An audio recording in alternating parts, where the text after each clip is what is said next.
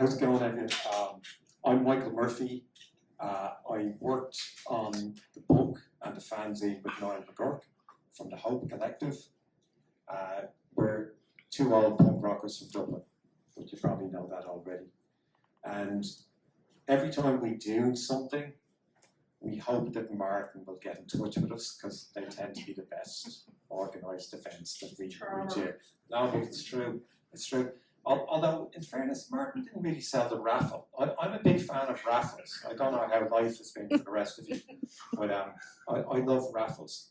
So, for the raffle this evening, and we'll be selling tickets, we'll interview 5 people first, then we'll have a break for tea and whatever you have to do, and vaping, and the raffle. And for the raffle tonight, we have the latest Cure album.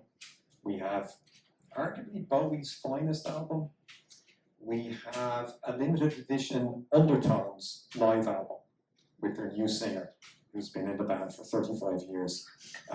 But they're only selling it at their gigs. There's a box set of library books, Ladybird books for people of a certain age, before Ladybird books went all postmodern. So the real ones, just one of them, you can make it transistor radio. And then whoever wins the prize can pick whatever they want. So the top prize, in my mind, is a pair of Johnny Cash socks. Now, he didn't wear them. He mightn't even know about them. But and the receipt is on them, so no one has worn them beforehand. So there's a kind of a raffle prize for everyone. But this evening is about the Cork launch of the Punks Listen Fanzine. And the Punks Listen Fanzine came from, I suppose, just frustration and sadness. Niall and myself met for a cup of tea at a time when things were kicking off in Syria and people were fleeing their homes in the worst possible circumstances. And we thought, we have to do something. So we thought, we'll just write to everyone whose records we've bought and ask them would they write a piece about a favourite gig or a favourite concert.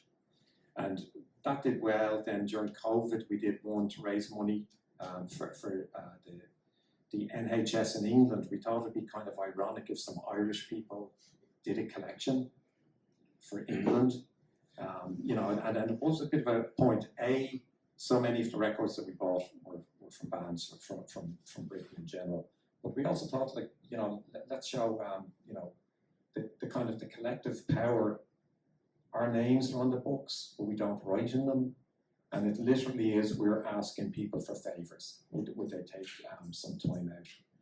And then during, when Russia invaded the Ukraine, we thought, let's respond to that. And again, the same idea.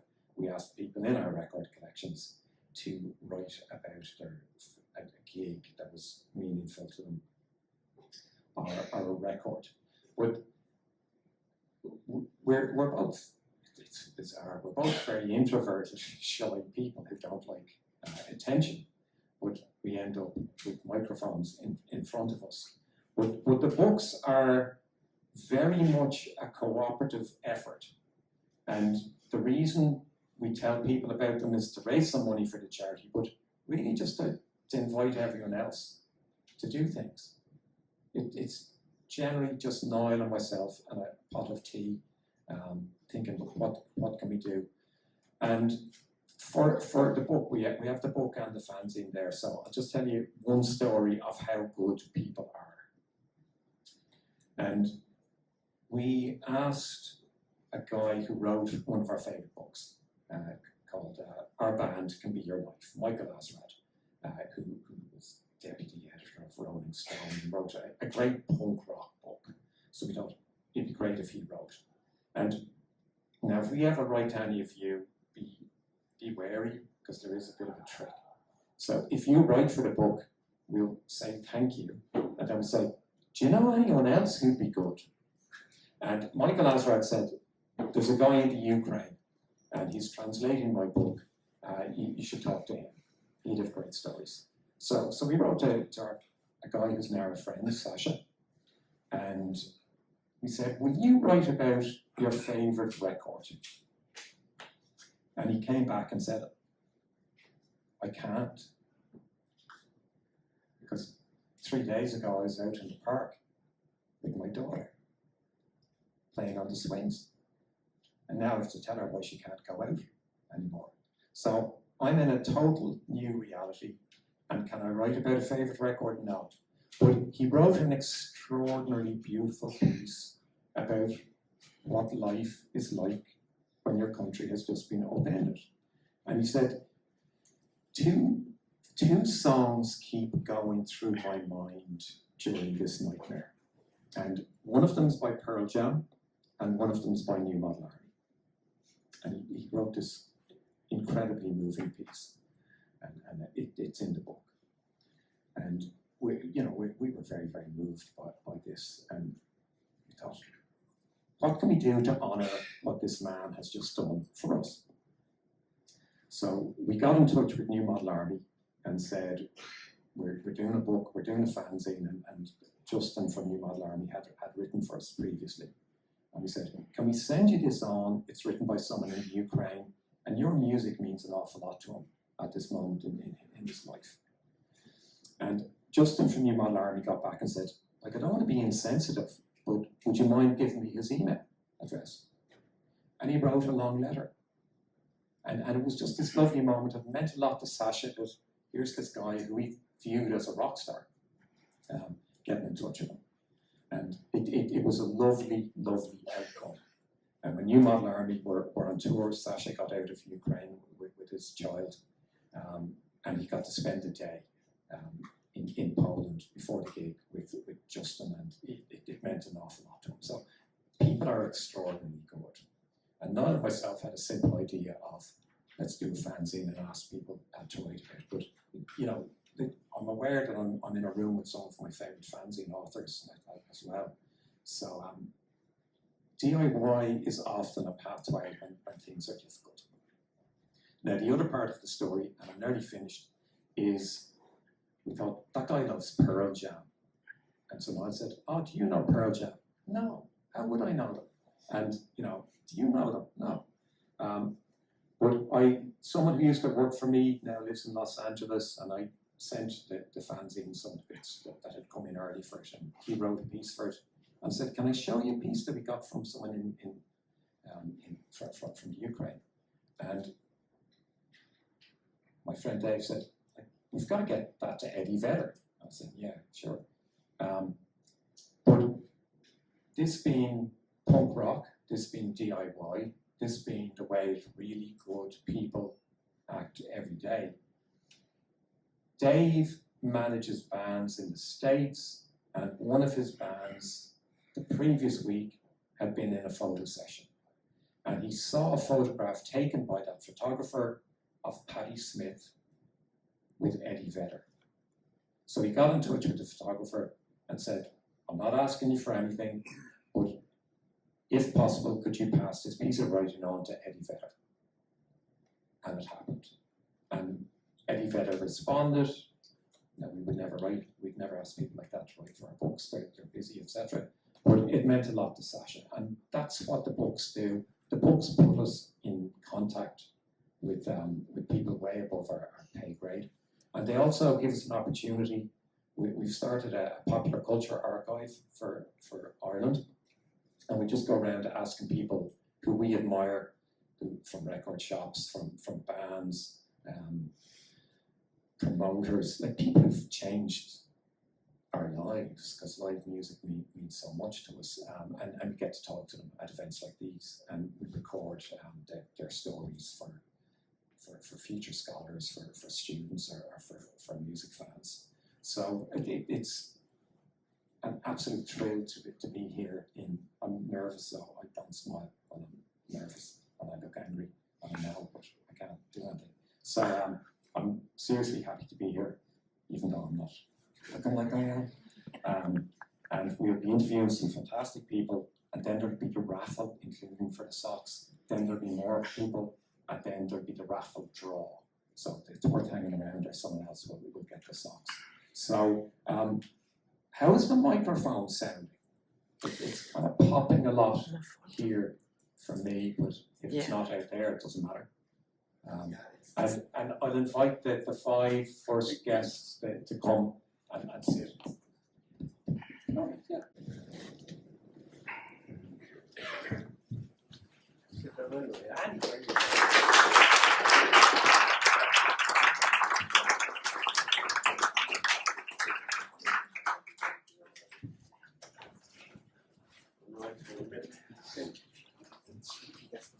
Straight away.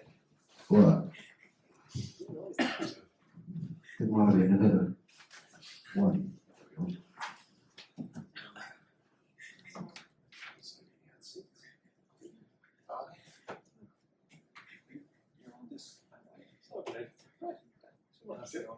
Danielle, you're first, right? Yeah.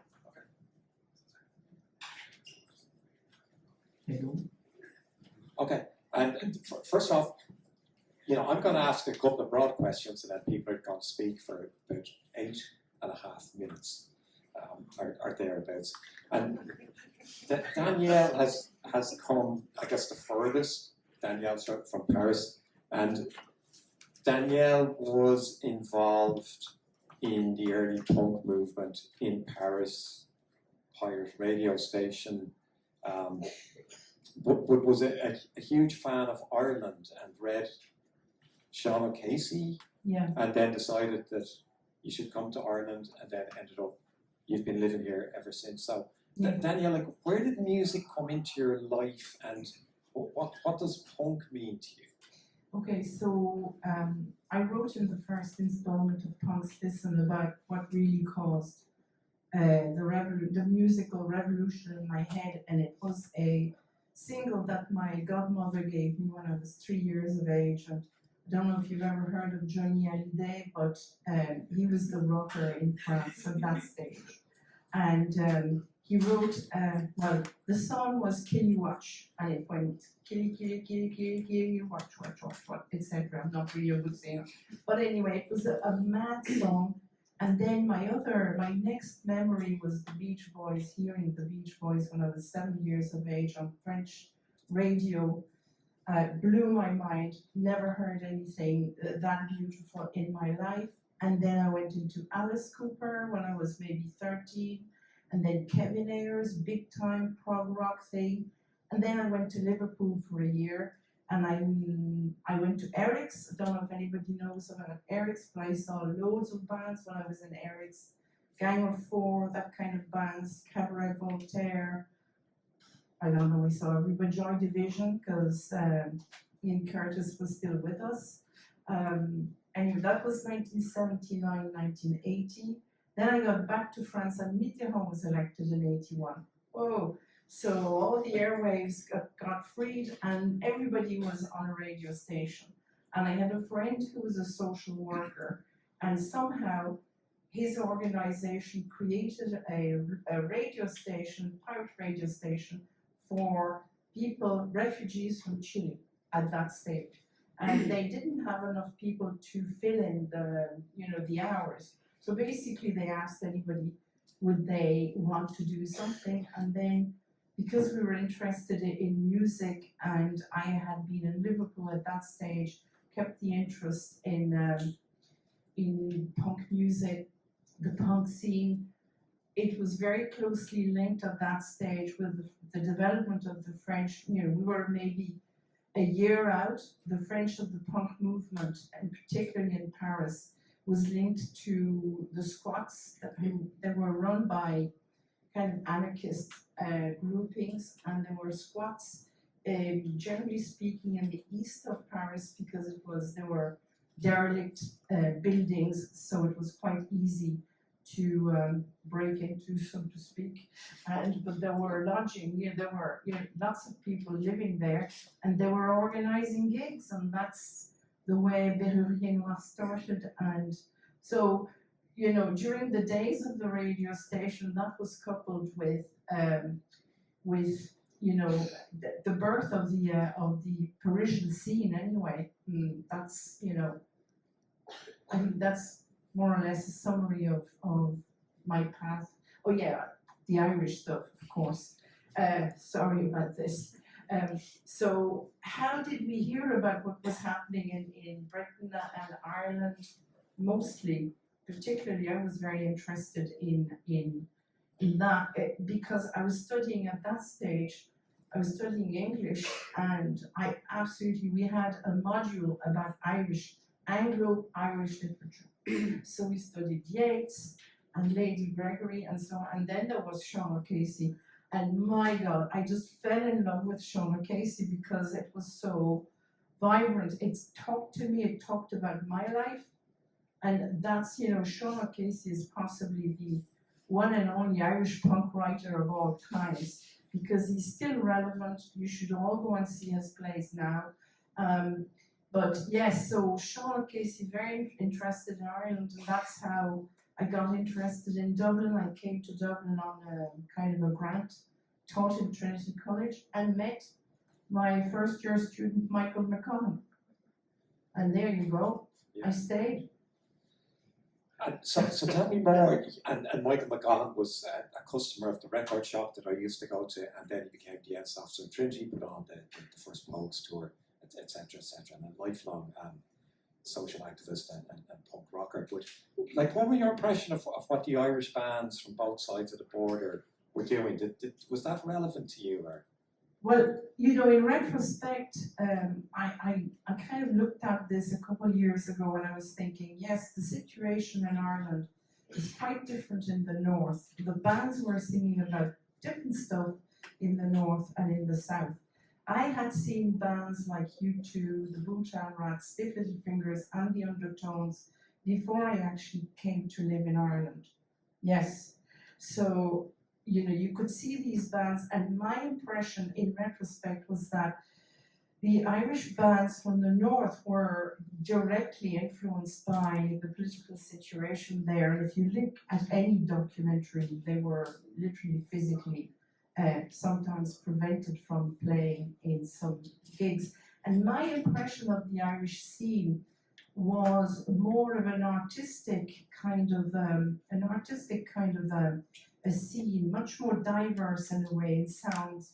Because if you think of the Virgin Prunes, for example, they really don't sound anything like a band from Derry or from Belfast at that stage. But I think in the last couple of talks we've had, some people have mentioned the Miami Showband Massacre and how at that stage nobody from England wanted to come and play there because they were so scared. And the kind of witnessing of this event seems to be commonplace. So I'm thinking now that the Irish scene somehow was also very influenced by the situation, by the political situation in the north, in an indirect way. So that's I think we need to think about that a little bit more. And in the case of France, we're also looking at the existence of a kind of a regional punk emergence, and that happened in all the other countries in the world. I think mostly because we know that punk has the ability to voice the voice of people who cannot usually be heard. And to this day, we have a vibrant punk scene, in my mind, particularly in Dublin. I think in the Netherlands, it's particularly vibrant as well. So we need to think about, we're an international kind of movement. Yeah, and speaking of that international side of punk, the punk gigs in Dublin in particular were often prone to just random acts of violence and really bad violence. But you were responsible for a particularly violent gig in Trinity College. I didn't say that correctly. You were involved in organising a gig at which random violence took place, but you weren't responsible for the violence. But Berrier Noir you brought over to Yes. Ireland, and Yes. like explain to people like what they represent and Well, what they mean. The Berrier Noir were definitely anarchist, linked to the anarchist movement. They basically created they created an anthem. La jeunesse emmerde le Front National. which is, I don't know if you speak French, but youth is, here to fight the National Front. Unfortunately, that was like 30 years ago, and this didn't happen. But they still are the emblem. They became very famous, They were the face of French punk for a while. When they came here, though, shall I just talk about quickly the incident? Quickly. Yes, Michael McGuirk, I knew them personally. They destroyed a whole load of things in lifts on the way down from the radio station. But anyway, they were very talented. And Michael McGuirk was Ace officer in Trinity, and he was my student. And we thought we could bring them over to Dublin to play, and we did. And we asked for a permission from we asked for funds from the French embassy, and they gave us money. Except our friends from Beverly had gone to look for some mushrooms in the Wicklow Mountains during the day, and they were not very pleased with the sound they got, so they just pushed the machine to the hilt, destroyed the machines. A fight ensued with the skinheads. The buttery, the glass, some people went through the glass of the buttery, and that was the way the gig ended. But it was a famous mythical gig in Trinity. Yeah, and that's not to disrespect foraging, so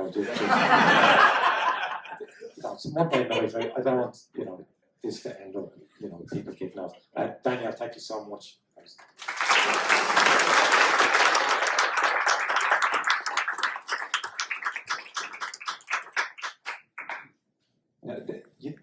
One of the points that comes from what you were saying, Danielle, is that our lives are enriched by people who take the risk and put on live events, who put on gigs. It's much easier to sit at home and stream music. So we're delighted, that Michelle is here, because you've got serious skin in the game of thinking, I've got a space.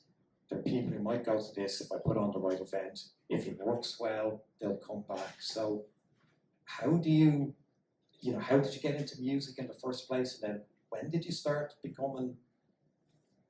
taking those risks of putting on events? I suppose my brother-in-law used to put on gigs when I was about like 12 or 13, 14, 15 in County Castle. Like, I don't know if anybody here was at it. It was amazing.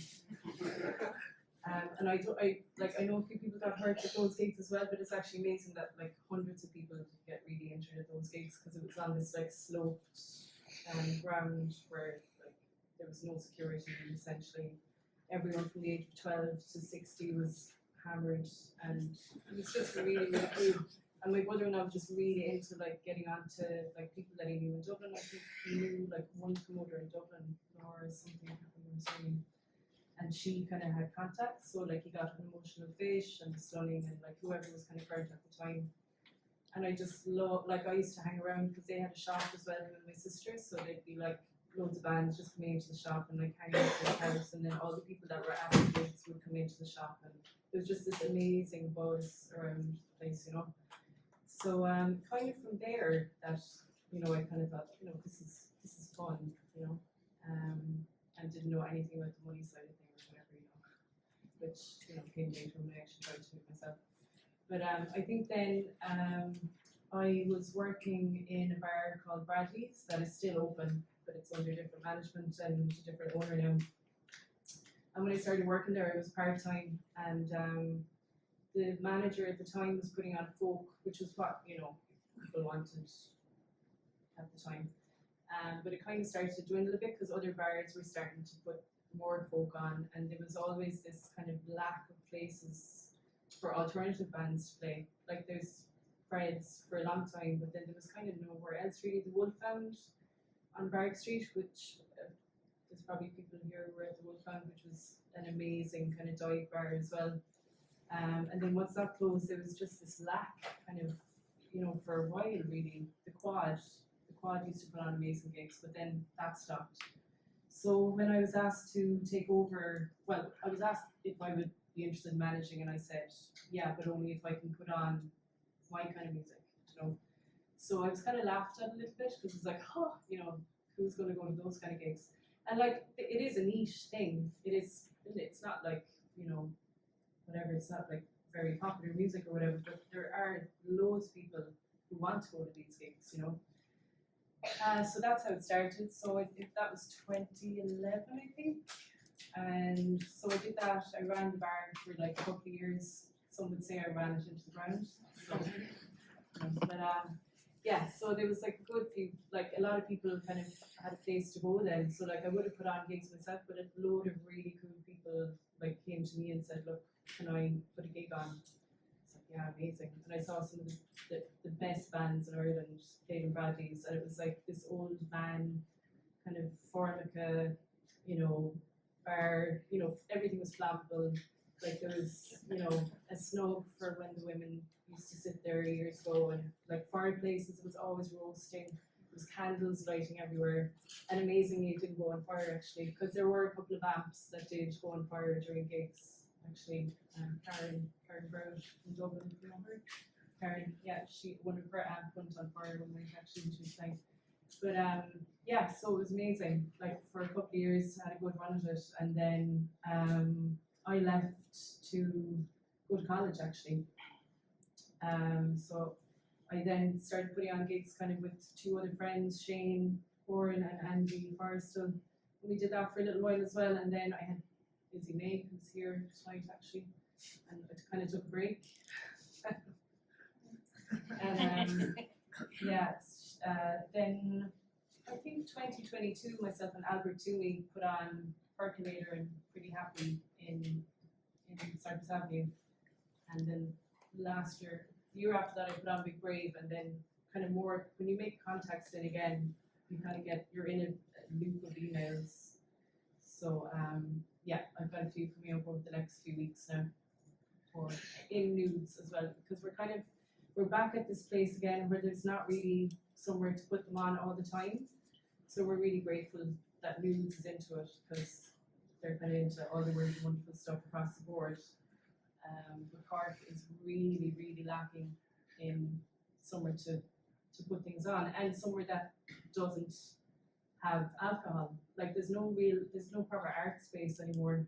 Like there was the community print shop down near the bus station, and that was amazing, like amazing gigs there as well, and it was really totally DIY, and that got closed down. So, and there hasn't been, like there's been nothing like that since. So it's a real shame, and it's really something that we really need to fix in Cork. Like the City Council need to, if there's anyone here from the City Council, we really need to sort of, like, because just even from the point of view, if you're not into drinking and you're not into going to like bars, which lots of people aren't, you know, and then you've got people who are under 18 and they, you know, where are they supposed to go? Because nobody wants to touch an underage gig in a bar. So it's like, we need to do something about it. No, and that's a really good point and an important point. We have the highest percentage of young people who don't drink alcohol in Europe, and we don't have designated spaces. But just to take you back for a minute, you get laughed at when you suggest that the music that you like would have an audience. You know, what makes a great gig, and kind of what music were you into that you thought these bands should be playing in my hometown? So I suppose the bar that I worked in, like I said, would have predominantly put on kind of local folk bands, like really good music, you know. And so I guess the guy who owned the bar at the time would have been into that kind of music, you know. And so he wouldn't have heard of anything that I had listened to then. And if you say that you're into metal and punk as well to somebody who just doesn't really know a lot about that scene, they're just gonna kind of laugh at you or think that it's like kind of rough and, you know, just a lot of people jumping around, punching each other in the face, or, you know, which does happen as well sometimes. But yeah, they just didn't really get it. So when at the time, what was I listening to? So I think the first gig I put on was Bisect. Yeah, and that was Phil Phil from Last Langeros and Christoph that was in. What's the band that Christoph was in again? What was? I remember the hardcore band with Johnny Lawler. Anyway, they were really good hardcore band, and like Revolution was fun. Thanks, yeah. So that it was like a mix. It was kind of like a super group of people from like the hardcore scene and stuff. So it kind of took a bit of convincing, like that they weren't in the right place, you know. And they do, I mean, when you go to metal and punk gigs, like generally they're the nicest people in the world. Like, you know, if you fall, they'll help you up, or like really safe. I've always felt really safe at gigs, you know. Whereas then you could just walk into town on a Saturday night to some random bar with like terrible music on, and you may get felt up, or you know, like blast or something, you know. But yeah. So I think after that gig, he was quite happy with the till as well. Funny how that makes people change their I know, mind about music. Yeah, and so then I got to do it for 2 years. So yeah. So and there was a lot of like kind of bands coming from Dublin and stuff, but then there was bands from overseas coming. Like there was French bands and Italian bands. There was Canadians. All of their names I've forgotten. I'm sorry, it's such a bad memory, sorry. But yeah, it was just a really good mix of bands from all over the place. Like, you know, it was really, really exciting to just like, we've got this band from like Switzerland playing here tonight, you know. So, yeah. Fantastic, and you know, thank you for putting on gigs that means so much, and often it's not the big names, and often, as you mentioned, music scenes can be safe spaces, you know, for people to express themselves. So thank you to Michelle Rowley. That was fantastic, thank you. And there's probably a nice segue, Niall, into what you did, which was a young guy in Dublin, and the bands that you liked didn't come to Ireland. And then when you started putting on more gigs, you tried to avoid pubs so that young people could come there. So, like, maybe as you know, you worked with a lot of people in Cork then as things expanded. So, some of the highlights or some of the most interesting features of what you did, what do you remember about promoting gigs? Okay. Yeah. So I was involved with Hope Promotions that then became the Hope Collective, and we put on over 180 gigs in Dublin. Started off, and I suppose the highlight is the first one because that's how it all started. And that was a band called the Membranes, who were from Manchester, and had a fellow called John Robb, who's been to Cork quite a few times. He's on TV. He's kind of, I don't know, he's a multimedia person anyway. So, but back then he wasn't. So I wrote to him and said,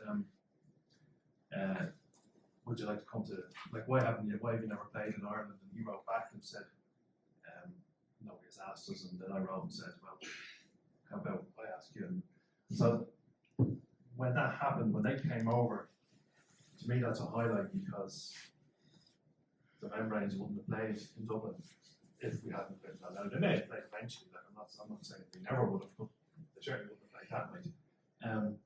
And then the next time they came over, Morty McCarthy, who is drummer in Sultans of Pain, but that said he was writing fancy sunny days in Cork, and I wrote to Morty and said, could the Membranes play down in Cork?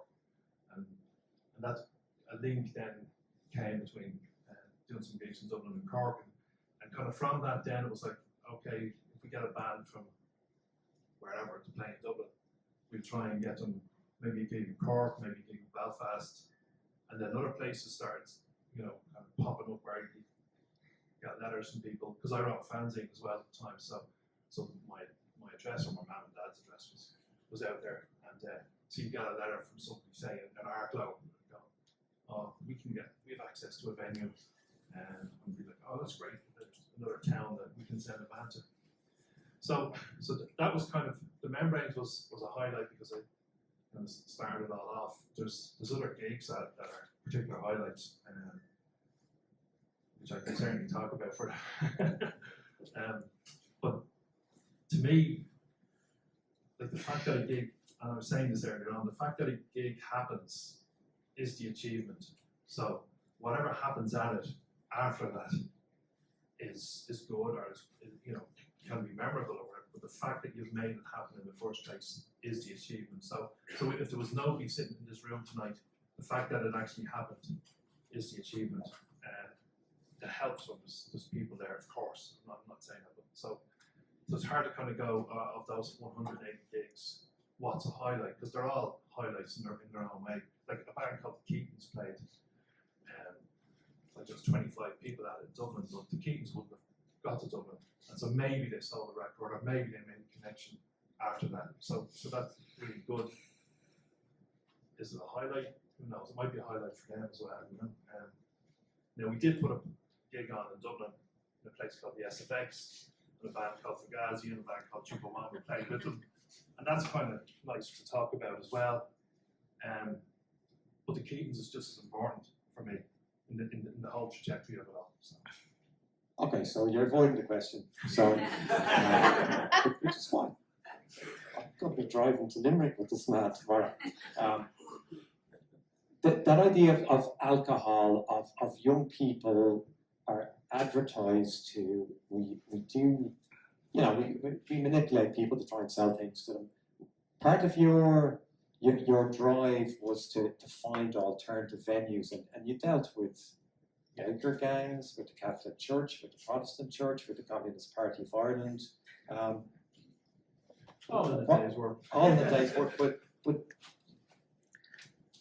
tell me more about how difficult it was trying to put on gigs where there was no bar. Yeah. Okay. So because I got interested in music when I was under 18, I was playing in a band, and the only place for the band to play seemed to be in a bar.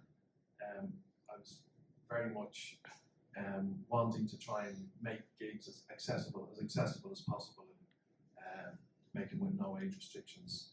And the only way that seemed to be able to happen in Dublin was to get them to play on Saturday afternoon or Sunday afternoon in bars that already existed, because of licensing laws or whatever. So then I went to venues run by biker gangs or whatever, and said, well, can we do this? But I wanted to be all ages, so can we play in the afternoon? And it kind of worked out as well, because a band could play in Dublin on a Saturday afternoon and could go to somewhere like Kill, which was close, or down to Arlo on a Saturday evening, and so they'd get 2 gigs. So that was handy when you're trying to, like, logistically. But like, all the time you're dealing against them, you know, they were all in bars, and so there's one story about a band called Bikini Kill who played in Dublin. They played in a place called Charlie's Bar, and it was during some rock week. Now, because the nature of the stuff that we did, it wasn't trying to get involved in any kind of rock week. We weren't trying to get involved in any sponsorship. We were actively trying not to be part of that. Not to say we aren't part, just to kind of give a road that people could choose to walk on if they wanted to. So when we came into Charlie's that afternoon, there was banners everywhere, like Heineken Rock Week, and we were like, they have to go. And the manager of Charlie's was like, sure, it's only one thing, like, don't worry about it. I said, no, the gig's not happening. So there was queues of people, because Bikini Kill were quite popular. So be careful what I say here. So again, I'd be the same if it was the Keatons playing to 20 people, or Bikini Kill playing to a sold out gig in Charlie's. Like, I don't mind, you know. So, but the queue was forming, and the door. I was like, it's not, the gig's not happening. They're not going to go on in front of those. And I wasn't trying to be precious about it. I wasn't like, oh, I didn't get my ride or my pink Smarties. It was just like, we're trying to promote something here. Like, it's an all ages show. Why would you be promoting alcohol? So Biss were playing with them, this UK band who had been on Top of the Pops that week. So suddenly, like, there was a lot of interest in the gig, and the queue, there was like a couple of hundred people outside Charlie's. So they eventually allowed the buntings to come down. And I wasn't thinking about it in any way other than it's not right that we're trying to promote this all ages thing and the sponsorship involved in it. But yeah, we dealt with other people as well. Like did, you know, really nice interaction with the Catholic Church around the SFX, the Jesuits who owned the SFX. Should I tell a story? Or have you got any more questions? How good. Niall, why don't you tell everyone about the Catholic Church and your concert ticket? Niall's probably one of the few people who put on a gig and the concert ticket was illegal. So maybe you'd like to tell the people. Sorry, is this being strange? Okay, so rumours are that I put on a gig. So there's a band called Fugazi who played a few times in Ireland, and they played in Dublin a couple of times in a venue called McGonagall's, and I think it was maybe the third time they played in Dublin. McGonagall's was too small for Fugazi, so the next time they wanted to come over, we had to try and find somewhere bigger. And the only place really that seemed to be able to fit the band, like you're talking over 1,000 people, was a place called the SFX. So because we went, all right, we can get 1,000 people or 1,200 people was the capacity. What's the best way to promote something that we think should be promoted? So at the time, there was a lot of awful things going on around with people with HIV and AIDS. This would have been 1993, maybe 94. And so people were dying and a lot of misinformation going around. So we decided to make the ticket an information pamphlet. And the gig was going to be a benefit for ACT UP, which was an AIDS awareness charity. But they were more than just an AIDS awareness charity. They were like kind of activists involved in direct action. And so Fugazi were very interested in that. We asked this band from England called Chumbawamba to play with them. And they were this kind of anarchist, kind of agit-prop or whatever pop band who had just about to have a hit.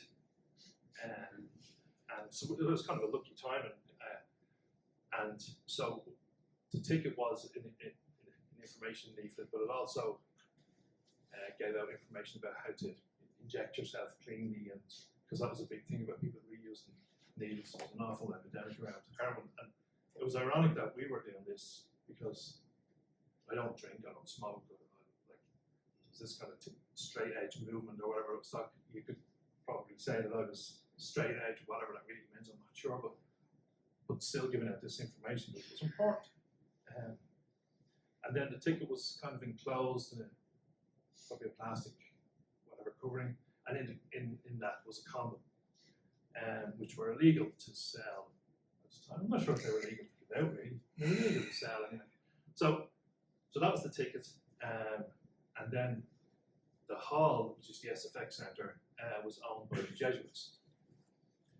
And the person who normally promotes the venue, or promote gigs in the venue, rumours are that somehow the Jesuits got a ticket from one of them.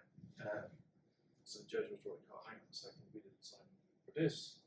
And we're going to pull the gig, and there was a lot of, like up to the week of the gig, Jesuits weren't too happy, and so we got a piece of paper one day and went into meeting and said, here's the new ticket. So we're going to withdraw that other one. And they couldn't really say no. Then we forgot to withdraw the other one. And forgot to put the new one out as well. Yeah, so it was touch and go with the gig for a while, but the ticket itself caused a lot of controversy. And then when Chumbawamba got to the stage and the SFX, they got a whole bucket, I don't know where they got them from, but a whole bucket of condoms and threw them out to the audience. And the lead singer was dressed as a nun. Another highlight, I suppose. Yeah. That sounds pretty memorable. Thanks very much, Niall McGuirk. It's CVG, well known here, and I guess there's a theme coming from all speakers, is that putting on music is not a neutral act. It's sometimes an act of defiance. Sometimes it's just great fun, and that, who doesn't want to have great fun? So, Stevie, like, how did you get into music in the first place? And Yeah, like from the growing up in the 80s, it would have been like the pop music of the day was actually quite good in retrospect, especially. So you would have been into like, you'd been listening to Michael Jackson and Prince or whatever, would be big influences on me. But the first kind of alternative music, I didn't really realize that Prince was in that zone till later, we'll say. So it was retrospect. But the first alternative music that I would have been into was The Cure and The Clash and stuff. Now The Cure were still around, so a big influence was for me when I was about 10, was they released that Greatest Hits and the B-sides on cassette. So all the B-sides even were like unbelievable, like, nailed every song on that. Like, so it's about 30 songs, I guess, over 2 cassettes. And even though they were still around, they're probably still peaking. All of the other groups I was into had kind of passed. So I was like, oh man, I'm too late for The Clash. Stiff Little Fingers, really, really big band for me. And the Dead Kennedys and all these guys, they were still active, but it was just a few years too late for me. And then obviously the Ramones and everyone else. So from the punk side of things, I always felt I missed it. And it wasn't really till hip hop kind of came. Now there was bands that were running in the contemporary zone, like the Pixies and Sonic Youth and stuff, that I would have been really into as well. But it was when hip hop sort of, like hip hop was there, but it wasn't really we weren't taking it seriously yet. But it was, I remember I ended up working with Jim. But even as a teenager going out to combat after school, I went to school in town. I remember hearing like, straight out of Compton, like literally about a block away. It was that loud in the shop. And it just changed everything for me getting into hip hop, because these guys were my age, but they weren't much older. And I felt the same spirit of punk that I had felt. So a lot of the same, whether it was from an activist point of view, different view on women sometimes, which I was uncomfortable with. And that changed when more kind of bohemian groups came on the scene, like De La Soul, A Tribe Called Quest. And that got me into more like soul music and jazz and stuff. But hip hop was speaking in the same, it spoke to me like as a teenager in a rebellion way that punk had. And so the DIY thing as well was very much part of it. So I spend most of my days these days teaching kids about music and talking about hip hop culture and about how broad teenagers in the 70s, basically a lot of the same things were parallel to the DIY punk aesthetic, and a lot of the same parallels happened in New York and elsewhere. So that's why when it came to, we ran a venue in the PAV and working in a record shop with Jim, learned a lot and doing workshops and just doing nights like the guys were saying. And something that both of the other panelists said as well, I felt really strongly about, is the all ages thing. So my night Jam in the Savoy, which was quite successful, a big club, we did Jam Junior as a teenage thing. But again, it's a big, so it was on the masses side of things, because all the teenagers were into hip hop in the 2000s because of that 8 Mile movie. So it was like we had all the people who were involved were under 18 except me. They were the breakdancers, the rappers, the singers, the DJs. But then one thing that I felt strongly about was even bringing the spaces, as you were saying, like it's just a space that teenagers, like youth culture is all driven, our music is driven by youth culture, are driven by teenagers, and it's like they can't get to the spaces. So we did a few things. We started up here in UCC with a kind of reaction to the Cork 2005, which we didn't feel kind of like hit the box as it should have. So we did a Where's My Future thing up here in UCC, which became as part of the Where's My Culture at the time. When I did a Stepping Into Tomorrow workshops in the Triskel. And it was just funny, I was only thinking about it there because we're in UCC, and I would have been in UCC myself. That's where I first DJ'd in the 90s, and lots of the kids who were there as 13 and 12-year-olds back in 2005, lots of them are in the industry now, as some of them are making films, some of them have labels, some of them are producers. Gary's up in the cabin doing his thing, they're well known now. So it just shows that if you put the space in, other people will run with it. Like all the people I was doing workshops to then are much better producers than me. One of them, we did a label, we did our Soul Jams label. One of the young guys who's only 12 or 13, I set up a label with him 10 years later. He was the guy who was engineering my tracks. and he was the guy who I go to master my stuff now. And so it just goes to show about the space and youth culture. But it all came from the punk, but more the attitude and the aesthetic, which I see in hip hop again.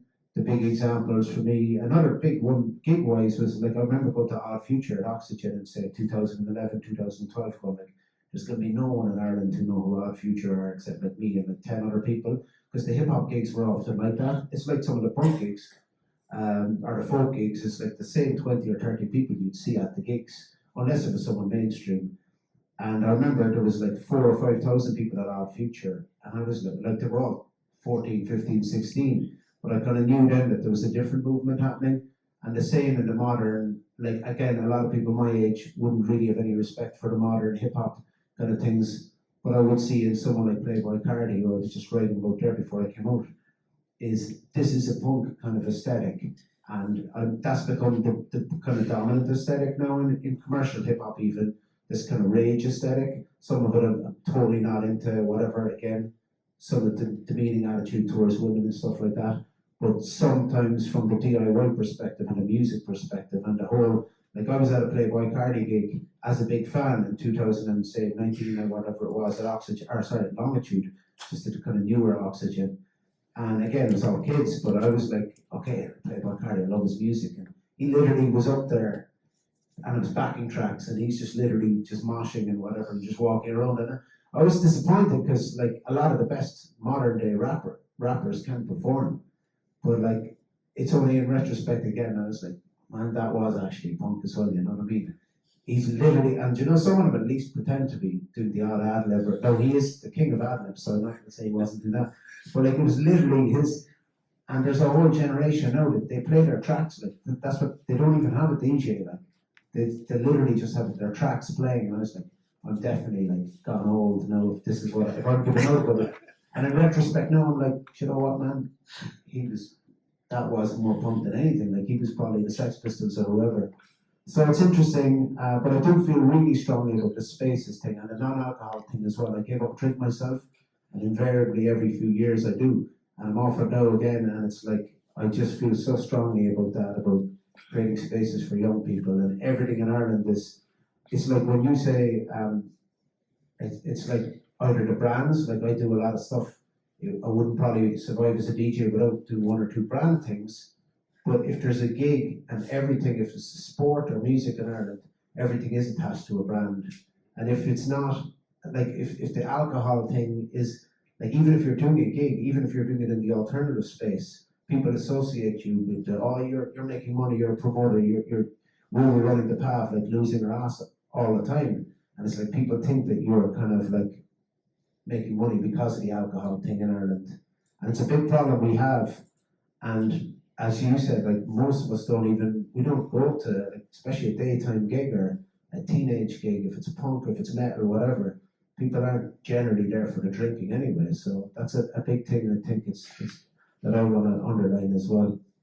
Yeah, but let's go deeper, you know, because you're there, you're this passionate music fan, and I'm sure you're seeing with the younger people have got this phenomenal variety of taste. Like it's not just I like the Pixies or I like Madness. You know, they're scholars of this really world. Yeah. But what kind of spaces and maybe Michelle as well, like what kind of spaces are lacking that would make a difference to people?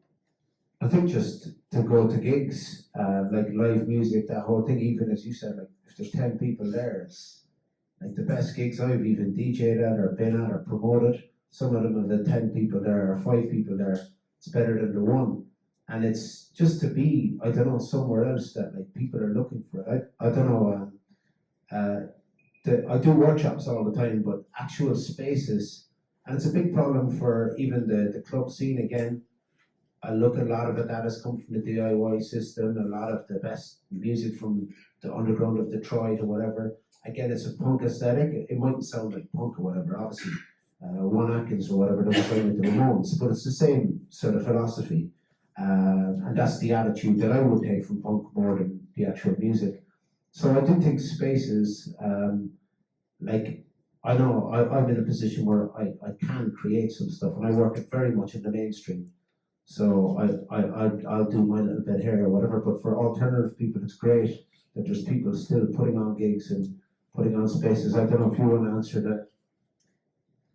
I suppose it's maybe we should just be allowed to kind of go to anywhere really and put stuff on. But there's always kind of like I'm not going to name the place, but there's a place in town that I've asked can I put gigs on, and because they do events and there's no bar or anything, but they've said no because it might be too loud and there's residents and it's like it's also the city centre, but like there's always kind of a no. So I think just that like the city council does need to get involved so that like you can kind of go to somebody and say there's a hall here, can I put something on in this hall from Saturday from 2 to 8, you know. But there just seems to be huge resistance. So I don't know really. I suppose it is about just maybe I should just do it, go into the city hall and be like, where can I put on a gig? Yeah. You know, that isn't you know They've just moved.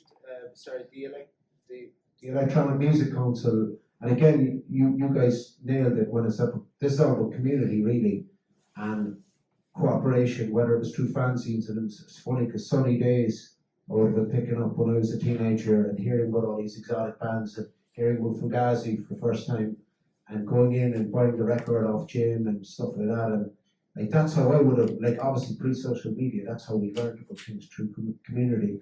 But there is in Cork, there's a bunch of electronic music artists. They've got a bit of cooperation now. They're doing stuff with the council, and it's small steps.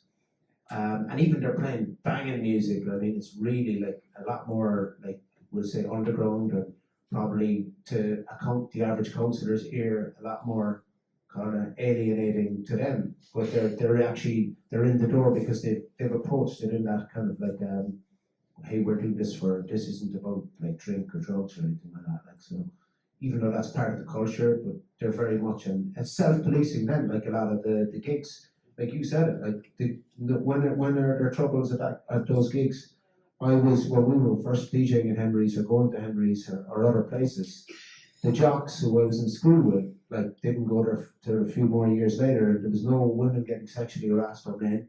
There was none of this kind of stuff, which was happening.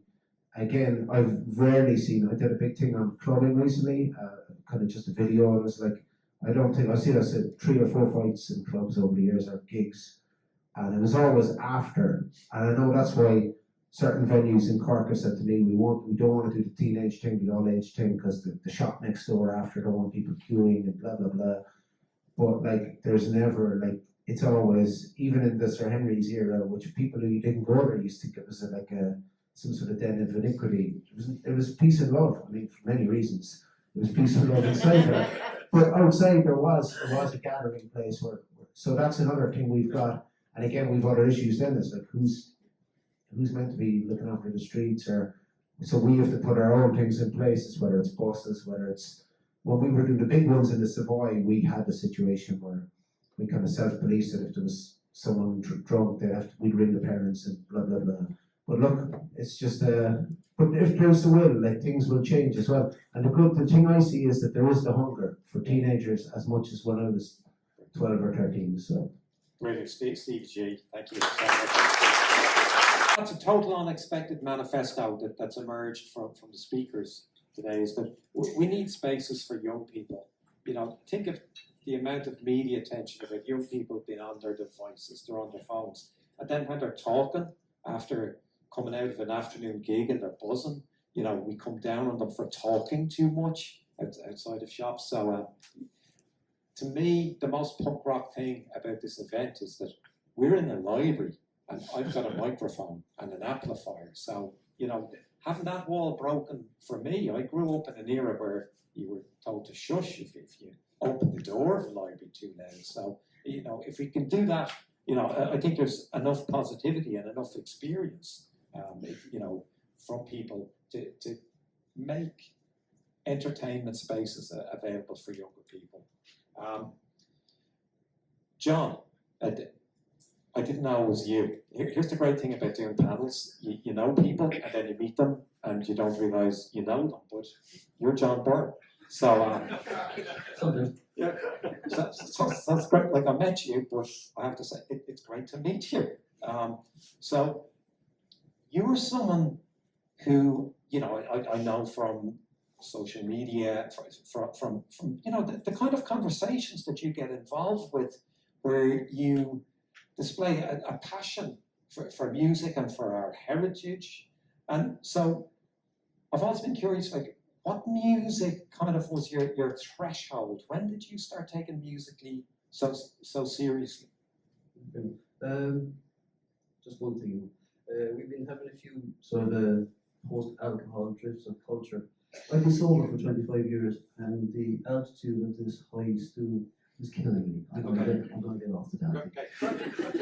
It's punk rock. Like, Stand behind it. Oh, Jesus, the fixie will throw it a whole lot better.